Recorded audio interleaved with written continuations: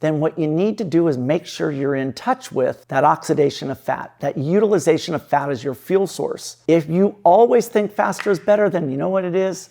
You're just talking about burning more carbs. You're going to burn carbs and replace it with the carbs. And that's the problem, is that is this self-fulfilling prophecy where, you know what, why am I not losing weight? Why am I not actually improving in this one area? Well, because maybe it's not actually the right stimulus. Chris Hinshaw, you have coached literally 36 CrossFit champions. People might look at you and they're gonna say, all right, this guy knows how to work with athletes. But the principles that you would apply to an athlete are absolutely transferable to a regular person that is, let's just say, well, any age. But in this particular video, I want to focus on people that are, let's just say, north of 35, just anything after 35, when biomechanics start to play and, you know, all these things come into play. How does someone over 35 craft a HIIT workout, a high intensity interval training workout that can get them better, get them faster, maybe get them stronger, and then from my side, maybe lose some fat in the process? Like, where do they start and how do they craft this? So that link down below gets you a free sample pack of LMNT electrolytes with any purchase. So they have some that are 0 calorie, the others are 5 calories. So technically they're totally fine on a ketogenic or any kind of diet. But the best part about them is there's something that you can drink and it will sort of make it so you're not hungry. So their grapefruit salt is, I can't even tell you, it's amazing. The grapefruit salt, the citrus salt, they have a variety of different chocolate flavors that they release here and there for the seasons that you can drink hot. 1,000 milligrams of sodium, 200 milligrams of potassium, and 60 milligrams of magnesium. Have 1 or 2 of those suckers a day during your workout, whatever. It is a game changer, and you'll probably find yourself eating less as well. So that link is down below, drinklmnt.com/Thomas. Wow, that's a great, so what's really interesting is you picked 35. So in my opinion, we get old at 34. Like, that's where I've been tired. You know, I'm 60 years old and I've been tired since the age of 34. And I did a little digging into that. And it is true that at 34, that is our peak in terms of our aerobic capacity. And we tend to lose 1% of our VO2 max every year after that. And so you do see a decline in your ability to move and utilize oxygen. Well, another thing, as I was digging into that, I came across that from the ages of 40 to 70, your stride length gets cut by 50%, which was fascinating in that study. And I'm like, that's really, and I'm like, well, why is that? And it's because of loss of lean muscle mass, right? And range of motion, mobility. And one of the pieces that I think about, and I love that you asked this question, is if you are not 35 yet or not 40 yet, it's coming. And you have an incredible opportunity to do a preemptive strike on this, because your task is, for longevity, is to slow that down. And so what do you need to do in order to slow it down? And that's why it's such a great question, because it's coming. And like, you watch me run, I'm 60, but I still can move. And why? Because I think about lean muscle mass and I think about my range of motion. And the piece that's really critical is that high intensity piece, that final 20%. What do we need to do? And a lot of people, when they think about high intensity, the problem is where do we start? The safest place in the movement, and let's face it, if you could run. Why? Because you got to support your structure. So one of the pieces that people need to realize is that when we talk about aerobic power, it looks at your body weight. When we do a VO2 max test, what they do is they divide your milliliters of oxygen by your kilograms of body weight, because you're supporting it. When you hop on a rower and you do a VO2 test, they don't divide it by your body weight. Why? Because your weight's supported by the object. That's why they have weight classes in rowing. The bigger person has more muscle mass to use that oxygen that's coming in. It's an unfair advantage, and so that's why there's the weight class. So, knowing that that's coming, what we must do is we must do high intensity. We must actually work that range of motion and also the ability to generate power, right? Force. The place to start is uphill sprints. What you would want to do is very short time domains. And if you don't have hills, then push a sled. Short, very high intensity, 8 seconds, maybe 8 rounds. And what I want you to think about, though, is what damage that 8-second sprint's going to do. People look at this high intensity, and there's this gratification of, I just went full gas and full throttle. I now get a reward. I get a prize. And so what they do is nothing after that 8 seconds. And that's the mistake. Imagine your workout is 8 rounds, 8-second sprint with 3 minutes of rest. You just did 1 minute and 4 seconds of work. And then you did what else? 24 minutes of sitting in a chair. That's the problem. If you always sit in a chair, then if your stimulus is sitting in a chair, then your adaptation is nothing. Yeah. And the mistake that everybody makes is that they do nothing for that period of time. That is the most perfect time to put in an active recovery program. And so, if you want to do a sled sprint and do an 8-second sled sprint, and then what I want you to do is walk back, get in a rower, and finish out the remainder of the 3 minutes at a very low intensity, zone 2. Get off the rower and then do another round. And what I want to see is I want to see 8 rounds. And why? Because what we're also not just developing the speed, the strength, the force development, we're also teaching the body how to recover and clear fatigue under duress. So one of the pieces that people need to realize is that when we do high intensity work and we spend time above lactate threshold, we produce what we know as lactic acid. The lactate and the acidity, if this acidity builds up enough, it interferes with our muscles' ability to function. And so it's something that we need to be aware of. Well, if you're doing all of this high intensity work, it seems like, why don't we also address on the recovery side the ability to accelerate the removal of these fatigue-causing metabolites? What's the best way to do it? By engaging our slow twitch fibers in a very slow active recovery protocol. And during that slow twitch active recovery protocol, what will happen is the muscles that we used, and if it's in the bloodstream, will grab that lactate as a fuel source, help those slow twitch fibers contract, and when it grabs that lactate as a fuel source, it will take the acidity and remove it from the body. It will essentially accelerate the recovery process. So what we're doing is 2 things. We're developing the speed, strength, and power, but we're also developing and taking advantage of the metabolites that were just created from that high intensity, but working on a very targeted adaptation and recovery. You can't do that by doing just zone 2. So the beautiful thing about creating this level of fatigue is we have the opportunity now of actively recovering and clearing that fatigue. So what does that look like for someone that's, say, doing these hill sprints? That's their place of starting, which, by the way, for what it's worth, within the last month, there was a phenomenal paper, I'll send it to you, that just came out basically saying that, like, hill sprints, by the way, are seeming to be significantly more effective at building VO2 max than regular sprints. Yep. I don't know if you saw that paper, but it's like, I've got a whole video in the works on it because I'm a huge hill sprint fan, just for the mechanics of it. It's less pounding. Like, it's just like, I get there, it's better than a bike, it's more translatable to my life, but it's not quite the... It's by far, and you can't, it's not, you can't reach as far, so you can't overstride. It is by far the safest way to go about it. People that flat sprint, you haven't developed... That eccentric load is intense.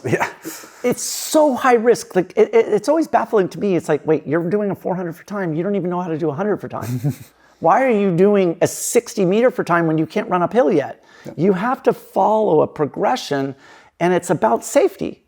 Because the highest risk thing that I do with athletes I train is flat ground sprinting. It is without question, it's the thing that I worry about. I'm like, text me right away, because it's so high risk. And so we spend a lot of time by doing hill sprints. So the protocol that I would do is I would do 8 rounds, 8 seconds, and then I would eventually get up to 8 rounds of 12 seconds. In that, I would always let them know the fastest effort is on number 7 if we're doing 8 rounds. It's not the last one, because everybody gets hurt in the last one. So what I need you to do is, I call it a controlled sprint. It's about a 98% effort on the last one, but what we're doing is we're retaining control of the form Remember, we're working on a neuromuscular adaptation. We're trying to train that CNS to move the legs faster. And so we don't want to always go full gas, right? We want to actually retain control to create good motor movement. And so this controlled pace, this controlled sprint is like this 98% we're thinking about form technique. So I would, and it depends on the incline. So for me, it would be like a 12 to 15% grade because I want to have some velocity in the cadence. If they're doing this on a treadmill, obviously, which might be the case for a lot of people, a treadmill, you're just keeping yourself afloat. You're not like actually propelling yourself forward. So would you need to go to a different intensity? I would go a little bit longer. Okay. Yeah, because what we're trying to look at is the end intensity. Now, here's the other piece, though, is that you have to be aware of the distance, and that's why doing it outside, like if you were doing a sled, let's just say I would have you push a sled, and you would do an 8-second sled sprint. At the first one, I would monitor the distance that you went, because that's important. I want to make sure that each one, we're covering that same distance each time, because maybe you're not capable of doing 8 rounds. Maybe your neuromuscular system is going to gas out and fatigue is going to set in where I just can't do more. But how do you know when you've had enough? And that is when you're actually not coming close to the original chalk line that you created. You need to be aware because there's no more that you have in the tank. That is your limit. Most people don't know what the limit is. So if I gave you 8, sounds like a reasonable number, but what if you get to number 4 and it's like, yeah, I'm nuked. So you have to have some way of saying, I'm done. Because a lot of people will do programming remotely. Like they'll look at something, but how do you know when you're done? Well, I would tell an athlete that if you can't get relatively close to that original chalk line, as you get deeper into this workout, then you got to pull the plug. Because I'm not going to train you to suffer and actually deliver that mediocrity. What I want performance because this is supposed to be a maximum effort sprint. This is supposed to be neurological. And maybe neurologically you just don't have it today. You have to have some answer to know I'm done. I think especially with a population over 35, I mean, it's every day isn't game day. You're going to have these off days. And with older people, it happens more frequently than it did when you were young. Yeah. Which was going to be my next question is what, this is such a, on the surface, such a low volume approach. I mean, this isn't designed to be a replacement for anything else. This is almost like, hey, throw this in there. How often should they do this? What's the frequency of doing this 8 seconds on, 8 seconds off for, however many reps? What's the frequency that most average people that are recreationally trained, I shouldn't even say recreationally trained, just moderately fit. They're not overweight, they're not sedentary, they go to the gym, they're just trying to figure out how much HIIT should I do a couple times per week, or is this something that's low volume enough that's like, hey, when you're done with your zone 2, go do this? Yeah, so what you must realize is that this is like doing a 1-rep lift. It's neurologically fatiguing. Like if you look at track and field, these are very damaging workouts, and people look at it, it's like, wait, but I just did a little over a minute of work. It's like, well, hold on. First of all, it wasn't a minute because you should have been doing 3 minutes of jogging, maybe even 4 minutes of easy jogging. This is over 30 minutes of a workout. But what I've combined it with something that is, your CNS is now fried and you need to take some time. And so what I dose people with is probably it's about once every 6 weeks. It depends on the athlete. Yeah. But once every 6 weeks, once every 6 workouts, which is once every 3 weeks. Got it. So yeah, strike that. Once every 6 workouts where I'll put those in because of the damage. And so I need, though, people to realize that it's not just the sprint that you did. We're doing it with an active recovery piece. It's almost like if I gave you a 5x5 back squat and you're going to take 3 minutes of rest or maybe even 5 minutes of rest in between because your priority is the load you're lifting and the number of reps, right? That's the priority. You're trying to get more and more weight on the barbell at 5 repetitions. So the rest is something that's, it's a necessary evil. Right. Yeah. Well, if you always focus on the volume and you always focus on the intensity, maybe it's your recovery that's actually limiting your ability. And if you always do nothing, then you're always going to need to do nothing. What if we can accelerate your recovery by changing every now and then the recovery protocol so that you're hopping on, let's say, a rower, and what I want is 500 meters in 3 minutes. That's slow. It's painfully slow. But at the end of a 5x5, what I've got need to do is 2,500 meters of rowing. And that's a lot more difficult than nothing. And that's what I want people to start thinking about, is that you're thinking about long term and you want to be well-rounded. But if you're always in your workouts isolating volume and intensity, maybe it's your recovery that's preventing you from actually doing more.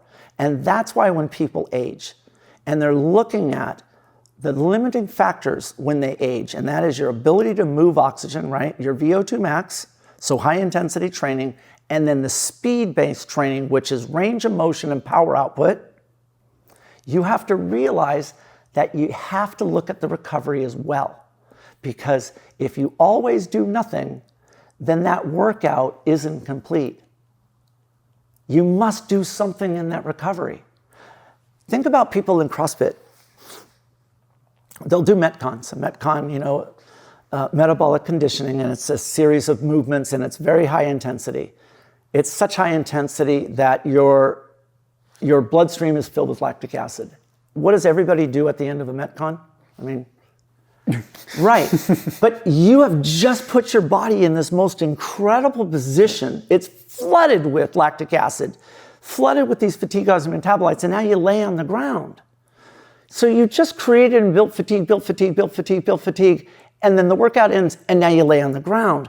Why don't we create a mirror image of that and actually allow you to do the opposite and create twice the value, but call it recovery? The people, when I talk about active recovery, what's interesting is that when we talk about it, what is the intensity that they should be doing, right? Because we always talk about creating fatigue, and like we said about VO2 max, and it's high intensity, and it's 6-minute time domain pace, right? Average pace. Well, what about recovery? And there is intensities that we should target to maximize the removal of those fatigue-causing metabolites. But where is it? And so it is just below lactate threshold. So just below in that line, that's the fastest rate. But the problem is if you do a Metcon, you can't do that fast. So then what's the minimum? And that is where you just enter zone 1. Zone 1 is a recovery pace. So you want to stay zone 2 up to your lactate threshold. And that's what your active recovery intensity should be. But here's what's so amazing is that you do your Metcon. If the lactic acid is in the bloodstream, do you have to do the same movements that created the fatigue, or can you do anything?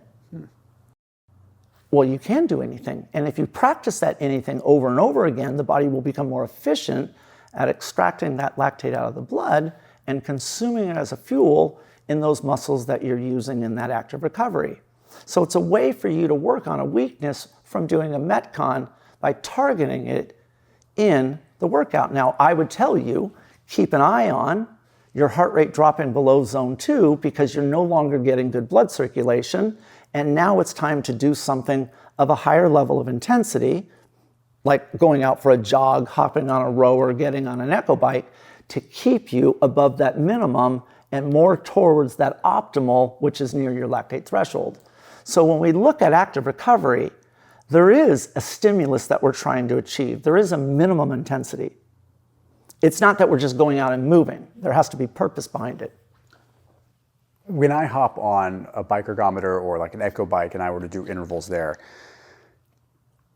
what the limiting factor tends to be for me during my recovery and why I might have to get off the bike is because I will push it so hard that my legs are screaming, right? Yeah. So are you telling me that I could do that? If I could, let's just say I was doing a 1-to-1 ratio. Let's say I was doing 30 seconds and 30 seconds.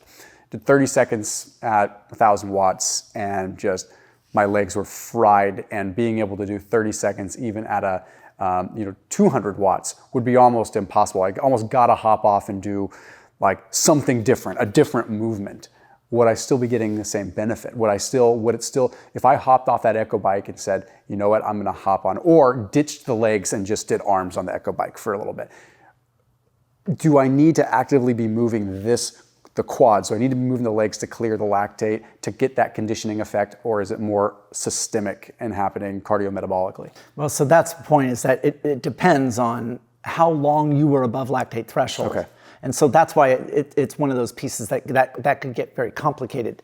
My point is let's just say that in that effort, you were above lactate threshold for the bulk of the time, but let's just say that you also have an incredible tolerance to this lactate, meaning your ability to keep your muscles firing under very high doses of lactic acid, where they fire and they don't shut down like normal. Why?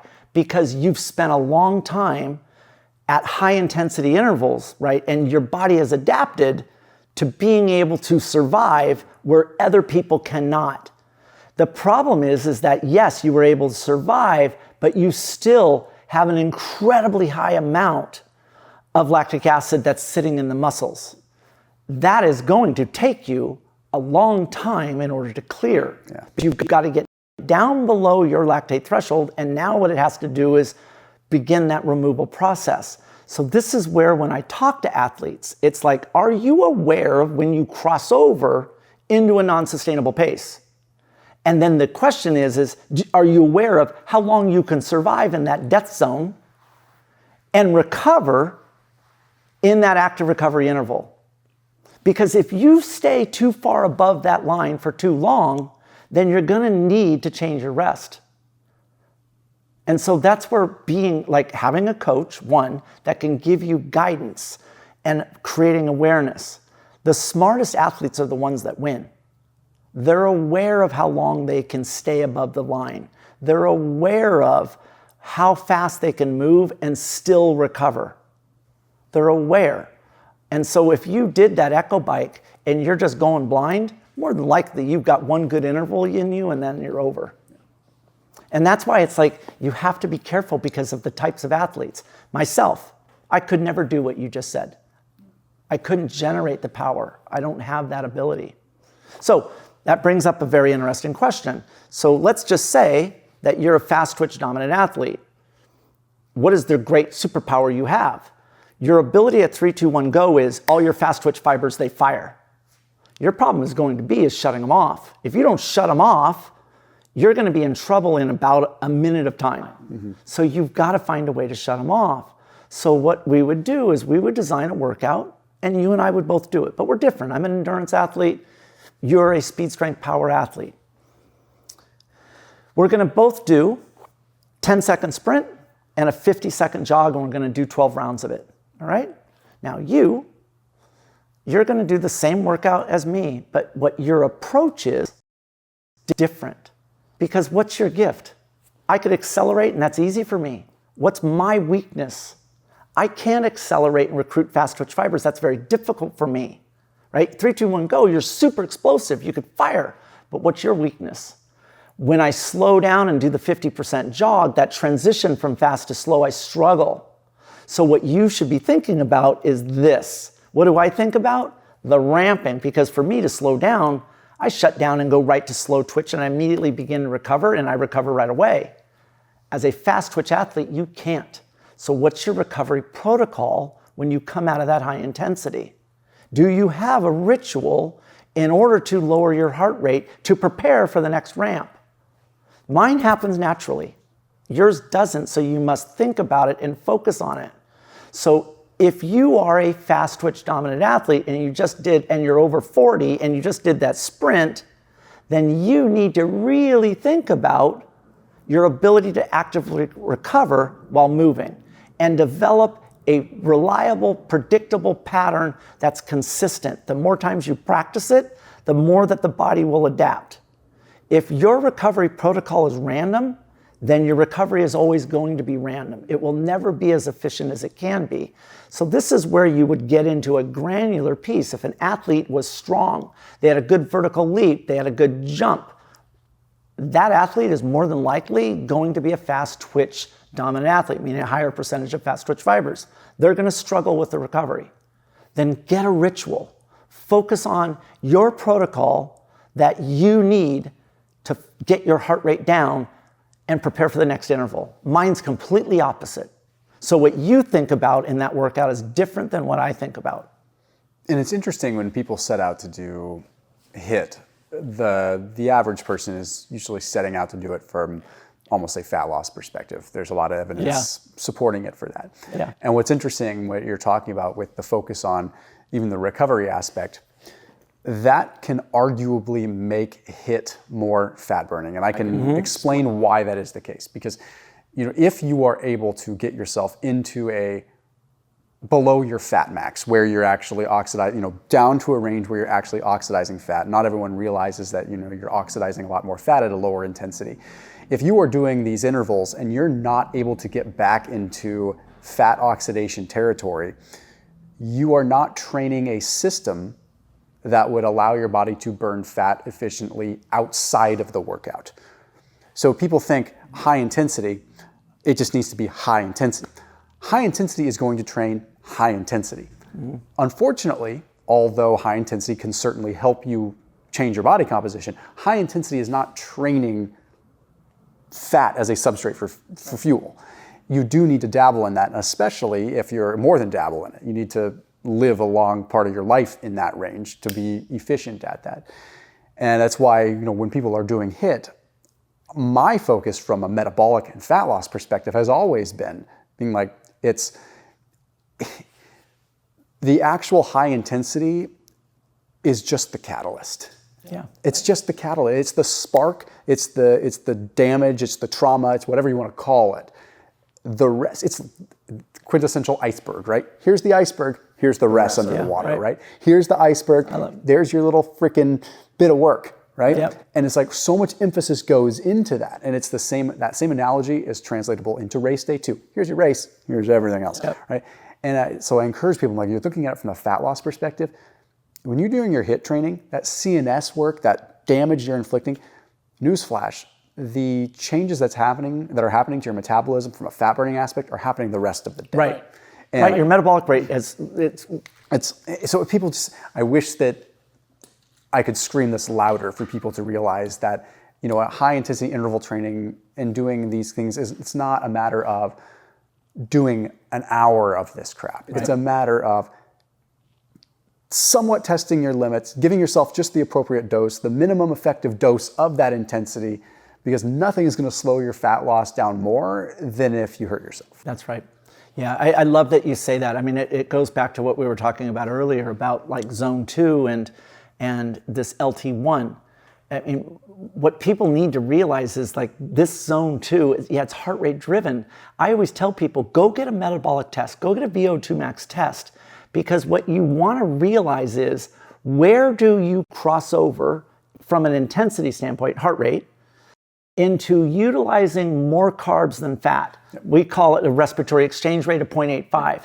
And so when we talk about easy pace, aerobic threshold, ventilatory threshold 1 or LT1, zone 2, there's all of this stuff, but in reality, what are we doing? We're picking an intensity where half of our energy is coming from fat and half of it is coming from carbohydrates.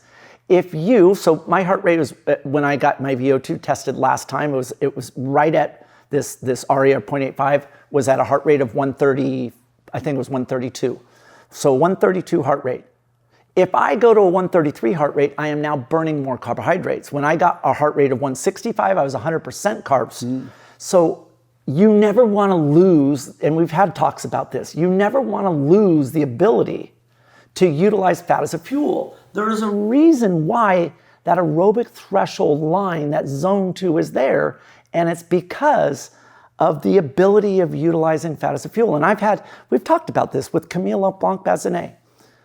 She won the CrossFit Games in 2014, and in 2013, when we sat down, she said to me, how do I put myself in the best position on the final day to win every event? That was the question. She was an engineer, brilliant. I said earlier that the smart ones win, and she says this to me. That's a great challenge, is to put that out there for a coach. And so the whole thing I said was, we need to make you more metabolically efficient. What we need to do is get your body to utilize fat at a much greater rate so you can conserve the consumption of carbs, so that on that final day, that your carb tank was bigger than anybody else. And what we noticed was, throughout the season, in 3-day competitions, athletes would warm up and warm down on day 1. Day 2, kind of warm up decently, minimal warm down. Final day, no cool down, because they were fried. There was nothing left. Camille, what she did was, she really focused on her ability to utilize fat as a fuel. So what did she do? And no one did this back then, but she wanted to put herself, that was the whole thing. If she could be in contention, she would, by the final day, she will win. And so what she did was, she would, before a long effort, and her long efforts were 3 hours, she would actually do her workout, have a very small meal the night before, very, very small. She would work out that morning and not eat breakfast, fasted, not eat. 3 hours later, she would go out and she would do her endurance, like zone 2 workout in a fasted state. It would happen that entire year. And we monitored what was happening with the respiratory exchange rate. And we saw this shift, which was, here's the thing, is that everybody wants, it needs to be empirical. It needs to be measurable. It needs to be like, you can sink your teeth in. Here's where you were. Here's where you are. It's fact. Yeah. You've made these dramatic changes. And she went on that year and won the CrossFit Games. Dominated on that final day. And there's I can't remember if it's the Pakistani Medical Journal, and people say, oh, it's a Pakistani journal. No, I mean, these journals are still journals. Like, there was a good paper that was published that like lactate clearance actually improved in a fasted state. Your ability to clear lactate was quicker when you're in a fasted state. And it probably has to do with the fact that you're having more upregulation of an activation of what's called PPAR. You've got more, you are, from a pure survival standpoint, even at that snapshot in time, you are more fat adapted. You have more what's called CPT, carnitine palmitoyltransferase, shuttling fat into the mitochondria in a fasted state. It doesn't mean that you're going to have better performance. Like, don't be mistaken. Like, it doesn't mean that you should go into the CrossFit Games fasted, but it means from a training perspective, you can condition your body to clear lactate a little bit faster. And it's one of the reasons why people that have a good base are able to have that extra little bit in the tank. The other reason that's a little less documented in research but makes sense mechanistically is conditioning yourself fasted, low carb in the same way, right? People that train that way, it doesn't improve their peak power. It doesn't improve their wattage. It might, maybe in some people. I mean, I'm sure there's outliers. Yes. But what you do see is, and I've seen this anecdotally, is when I'm put head to head in a situation where I'm working out with someone and this workout starts to go on for over an hour, we're all fine and dandy, and then 45 minutes or so in, they're falling behind and don't understand why I can keep going. And it's not a knock on them, and it's not to toot my own horn, but I know that I've trained my energy systems to be glycogen sparing. So that when it does come time, by the time I'm 45 minutes in, my body's starting to tap into the glycogen. I have an extra fuel, I have a spare tank that costs me nothing to have on board. And it's all from doing my endurance work. And I can attribute it, at least loosely, anecdotally, to my nutrition. I say that carefully because there's just not enough data to I mean, it's all debatable, right? But I firmly believe that it played a big role because it just makes sense logically.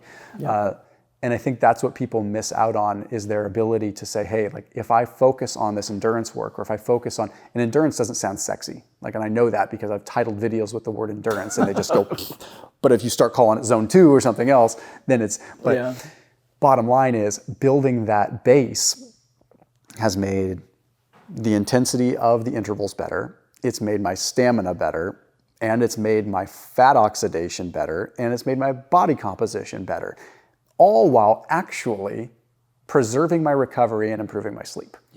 How about that, right? It's by far the best thing that you can do. And that's why when we were talking earlier about defining your intensity, you need to really, if you're really serious about your health, what you need to look at is, where is that optimal intensity for me? Like, not just following some formula, but where is it? And because a lot of people think it's higher than it actually is. It's an easier pace. And so yes, high intensity is great for that afterburn effect. And so you're raising your metabolic rate while you're recovering. Great. And I buy into all of that. But when you're doing your zone 2, if you really want to maximize the value for it, then what you need to do is make sure you're in touch with that oxidation of fat, that utilization of fat as your fuel source. If you always think faster is better, then you know what it is? You're just talking about burning more carbs. You're going to burn carbs and replace it with the carbs. And that's the problem, is that is this self-fulfilling prophecy where, you know what, why am I not losing weight? Why am I not actually improving in this one area? Well, because maybe it's not actually the right stimulus. Maybe it's a little bit too hard. Maybe what you're doing is recruiting fast twitch fibers when it should be slow twitch. Maybe it should be 50-50 carbs and fat, and you're not doing that. Yeah, and that's where it's like, you need to actually take some ownership as athletes. And I think too many times, here's the beauty is, coaches are more accessible than they've ever been. People reach out to us all the time. I mean, we've talked about it. I have no problem. If I have something, a PDF, and someone reaches out, I will give it if I can do it. Here you go. I will give it to you. People have never been accessible. When I was going in through the sport of triathlons, how many resources did we have? None, right? I didn't go into a gym and lift a barbell until I was over 40 years old. Imagine if I went in when I was doing triathlons. What could have been? But we didn't have that access. Reach out and figure it out, but take some ownership. Definitely. Well, Chris, where can everyone find you, brother? You can find me at aerobiccapacity.com. Aerobiccapacity.com, we have all of our information that's sitting on that site. Right on, my man. Thanks, brother. Appreciate it.